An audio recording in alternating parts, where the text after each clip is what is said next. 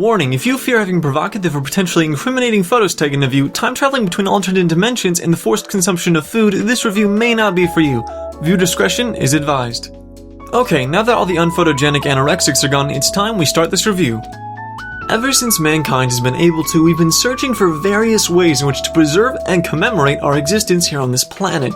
There are a multitude of ways in order to do this, some of which being painting, writing, videos, and so on. The specific way that I would like to focus on today is photos, because they have a certain allure to them that specific people are really attracted to. Photography is at its core the act of memorializing a distinct moment in time. The photo that is produced is then looked at as a way of acknowledging an event that has transpired, as is proof by the photo's very existence. Now, in a day and age where everything feels so impermanent and short-lived, it is understandable why people would wish to preserve what they feel are fleeting moments in their lives. With all of the recent innovations being made with digital cameras, photos can boast higher resolution, more colors, and greater clarity, and so much more. This all adds to the immersion that a photo is capable of achieving. When you look at someone's photos, although you may not know any of the people or objects in the photo, you can still get a sense of what that particular place at that moment in time was like. Today I'll be taking a look at an anime that attempts to use the themes associated with photography in a romantic way. So today on HoldenReviews, I'll be reviewing Photo Kano, a 13-episode anime series directed by Akitoshi Yokoyama and animated by Madhouse Studios that aired during the spring 2013 anime season. So is this show picture perfect or simply out of focus? Join me as I guide you through the photography-packed world of Photo Kano. As summer vacation comes to an end, Kazuo Maeda returns to high school to begin his new term. This time though, Kazuo is attending with more than just his textbooks. At his side he bears a digital camera which his father gave him over break due to him buying a new one for himself. Little does Kazuo realize that the simple hand-me-down DSLR will change his life in ways that he could have never expected. As he begins to attend school again, he finds himself looking at life through his camera quite a lot. He feels that he's looking at a different world when he's viewing it through his camera. While he wanders the school looking for potential subjects for his photos, he has various encounters with old friends and new acquaintances. Most of these encounters are with various female students, but among the slew of beautiful women expressing their desire for him to take photos of them, he also meets Hiromichi Kudo. He says that he's president of the photography club and would like to have Kazuya join. Kazuya soon finds out that the photography club is nothing more than a club obsessed with capturing borderline eroticism using the female students as subjects, because schools in Japan allow clubs like that to even exist. Kazuya reluctantly joins the photography club even though he doesn't necessarily agree with the morals that the club possesses. From there on, Kazuya proceeds to interact and form relationships with the diverse group of female subjects that he takes photos of, and before long he finds himself not only capturing the beauty of his subjects, but also their hearts. Now, there are a few things I'd like to address regarding the structure of this story. First off, the series is broken into arcs, 9 to be more specific, which for an anime with only 13 episodes seems a little crazy. The way that the arcs work is that episodes 1 to 4 serve as a common arc, where Kazuya meets the many female characters and interacts with said characters. Where it gets a bit weird though is that after the end of the second arc, which spans across episodes 5 and 6 and focuses on one girl, the series then proceeds to revert back to the end of episode 4 and continues off from there, just this time with a different female love interest. This whole time looping in, romancing different girls continues for the remainder of the series, with each female character's arc besides the first only being one episode in length. This show was honestly pretty boring, even for me, who is someone who really loves slice-of-life anime and the occasional harem series, but this series was just so uninteresting and rushed. The reason I say it was rushed is because the series left almost no time for us to actually care about the characters or allow them to develop, especially since after episode 6, the story literally resets after every episode. On top of that, the story was so filled with cliches and tropes, it felt like it was trying to be as mediocre as possible. Everything from beach episodes to females confessing their love to our lackluster main character. This show's story is inconceivably trite and unoriginal. I would like to confess though that there were some episodes that I actually genuinely enjoyed. Specifically, those episodes were episode 7, which focused on taking photos of landscapes and capturing the beauty of the world around us, and episode 12, which focused on when people in a relationship will be separated from their significant other and how they spend those last few days together. For some reason, I just really liked those sort of one-shot-esque romances that were presented in those 2 episodes. Beyond that though, I found the other episodes to be either boring or just uninteresting and too filled with cliches to really enjoy. The story was just too rushed and did not captivate me enough to desire to know the events that would transpire in future episodes. Story receives a lousy 2.5. It is not entirely the fault of the events that happened in the story that led me to disliking it as much as I did. In fact, I would say the importance of good characters in a slice-of-life series is just as, if not more important than the story itself. In a good slice-of-life series, the characters make the story develop through their own action and initiative, not some autonomous plot device that serves as nothing more than to act as some catalyst so that the story may progress. In the case of Fhoto Kano, it does not only lack any strong or interesting story, but it does not have strong enough characters to make up for that fact. To briefly go over the characters, there's our main character, Kazuya Maeda, who's one of the most ordinary and uninteresting main characters I've ever come across. He believes that since he now possesses a DSLR that he will magically become more social with no effort from himself. He's one of the most colorless and dull characters I've ever had the misfortune of watching. Beyond him, we've Haruka Nimi, who's a childhood friend of Kazuya's and is pretty much amazing at everything to the point of it being annoying. After her, we have Hikari Sanahara, who's a photographer who's fairly introverted and doesn't enjoy talking to others. She instead just wanders to school in the surrounding town to capture the beauty of the world around her. Next up is Aki Moroto, who's the class president that is blackmailed and solicited to take seductive photos by our blob of a main character. She's strict about following the rules of the school and gets very good grades, so for someone like her to accept being blackmailed didn't really make sense to me. But hey, what do I know? Maybe being blackmailed to take erotic photos is something that people in this series strive for, or at least that's how it seems. After the class president, we've Masaki Nonaka, who's a very athletic girl that is great at softball, and during the beginning of one of the early episodes, jumps over the hand railing down the stairs and literally falls lips first onto our cardboard main character and kisses him as they now tumble down a flight of stairs. I want this to soak in. She literally fell from the sky and relinquished her first kiss, no less, to this guy, and she was okay with that in the 3rd episode.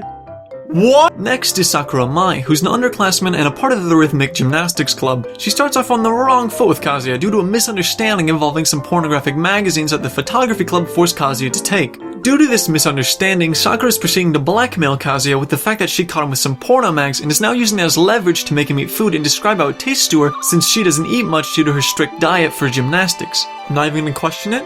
It's just that genius.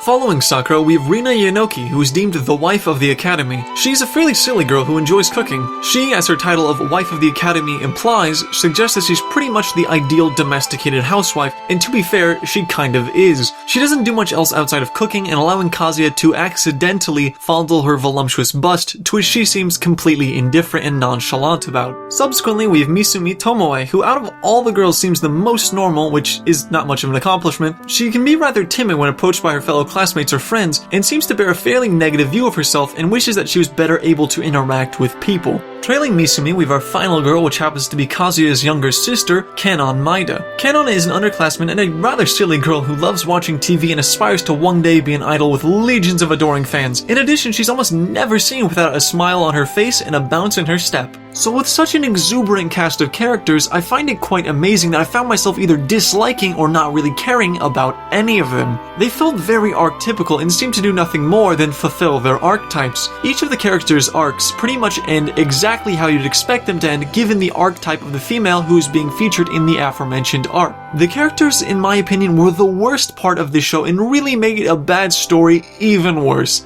Characters receive an awful 2.1. Being animated by the more than capable and talented animators at Madhouse, I'm astonished at how a studio that has animated such visually amazing shows and films has taken what seems to be several steps backwards in a completely wrong direction. This show is really nothing amazing to look at. It feels so bland and lackluster, which is surprising since again this is an anime by Studio Madhouse. The animation seems to constantly cut corners in the forms of having an abundance of still frames as well as just very poor character animation that looked quite bad. Another thing that I had a problem with was some of the character designs, or to be more specific, the main character's design, who I thought just had the worst design. You really could not have made him any more boring to look at. I mean, anything would have been an improvement. Just switching his design with someone else's, like that soccer captain guy thing, or even those two guys on the beach who don't even have names. They had better designs than the main character. Even the guy who had the dick-shaped head was better. Okay, that's bit of a stretch. But seriously, I just despised how Kazuya looked. On the more technical side of things though, this show seemed a bit bipolar. I say this because there were scenes which appeared almost broken. For instance, at the beginning of episode 7, there was this shot which attempts a 3D camera move, and what occurs is the floor just loses all texture and becomes a solid slab of vanilla pudding. The movement feels really choppy, and the shadows just seem to do as they please and say, "Fuck you, physics!" And what I find interesting about this though is that the sudden drop in quality is not simply due to Madhouse's inability to convincingly animate 3D camera moves, because this show has a plethora of fairly well done 3D camera moves. Granted, when these moves occur, it is always of the girls as Kazuya is attempting to take photos of them, except for this one time when it's just a baton laying on the ground and it just looked really nice. I wish that this show used more of these interesting looking 3D camera moves in various other ways because I thought they were very well done and pretty interesting. The backgrounds were quite detailed but seemed fairly generic, which is fine since the setting for this anime was just a normal high school. I did, however, like the backgrounds during the outdoor scenes because what can I say, I love seeing the beauty of nature. Also, they go to the beach on 4 separate occasions, which was awesome and made me happy due to my personal infatuation with the beach and all things tropical. As a whole though, this anime is visually nothing really too incredible to look at. It cut a lot of corners and doesn't look good in doing so. I would say overall this anime is pretty average in terms of animation, if not slightly below, making the score for animation a fairly close to average 4.6. The soundtrack for Fhoto Kano is one that has a lot of range and diversity to it. The majority of the songs primarily consist of pianos as well as some string instruments. There was a few tracks that felt very Irish influenced due to the use of the Irish penny whistle, which I thought was interesting even though they did seem a bit out of place. Even so, I still really liked them and they were easily my personal favorite part of the soundtrack. Another thing that stuck out to me while listening to the soundtrack was its use of the xylophone to give the song a more lighthearted feeling. The songs that the soundtrack really wanted to emphasize though was its more heartfelt and emotional songs. These songs felt much more serious in their tone and articulation due to their much smoother legato performance. On their own, these more serious songs do sound more serious and intense, but the problem was that the show itself did not complement or mix well with these more serious songs. By themselves, the songs of Fhoto Kano are decent, but not much more than that. The real problem though is the integration and use of the music within the show, in which they would haphazardly and seemingly arbitrarily assign certain tracks to various scenes in which they did not synthesize well with, resulting in sound receiving a slightly less than average 4.2. With such a boring story with very archetypical characters accompanied by fairly lackluster visuals and sound, I can easily say there was not much of anything I enjoyed about this anime. Even with my aforementioned problems though, I did find small things I did appreciate about this anime. For instance, remember when I was talking about that girl Nonika who fell from the sky losing her first kiss? Well, that happened at the beginning of episode 3 during the Kamen arc. Later on in the series, when the Misumi arc starts, we as the audience are taken back to a point in time prior to the Kamen arc, where Kazuya is now preoccupied spending time with Misumi, thus changing the events of the Kamen arc. This leads to Kazuya not being on the staircase, resulting in our lifeless main character's lips not ending up as a landing cushion this time, allowing Nonika to land this pseudo parkour move that she felt so compelled to do. Another example of these slight changes is during the Kamen arc, Rina is about to drop a stack of bowls that she's struggling to get out of the cabinet when all of a sudden our lame excuse for a main character is able to assist her, causing him to get a close encounter with her sizable melons. Now, fast forward to the Misumi arc, which is set in one of the many alternative timelines, and Rina is shown struggling with the pots and pans once more, just this time there's no one there to help her, so she ends up dropping the pots and pans. I found minor alterations like these in separate timelines to be very interesting to watch. One other thing that I liked that wasn't necessarily talked about in the show, but the show made me think of regardless, was the concept of just what a camera is capable of achieving. For instance, to me, I feel that whenever you point a camera at someone, they seem to smile on reflex, despite how that smile is usually nothing genuine, and instead almost an involuntary reaction triggered by the fact that a photo is about to be taken. This reflex is to ensure that a retrospective look at the taken photo is one that can cause a person to get a sense of affirmation that their past is something worthwhile. Additionally, I find the very purpose of a photo to be quite fascinating. Photos, as I mentioned at the beginning of the review, are a way in which people are capable of preserving and commemorating a specific moment in time. It seems to be in our very nature as humans to attempt to preserve and document the events that arise in our lives so that future generations are capable of understanding, sympathizing, and learning from the actions that we take today. These are merely concepts that came to my mind while watching this show, but I digress. Although Fhoto Kano to me was not that enjoyable, I still did enjoy or at least appreciate small little things about it, but not that much, making enjoyment a fairly low 3.1, causing the overall final score of Fhoto Kano to be a poor 3.3, and receives a stamp of Holden denies. Well, that's all for this review of Fhoto Kano. I hope you enjoyed and thank you so much for watching. I'm Holden from Holden Reviews, and until next time, sayonara, see you later.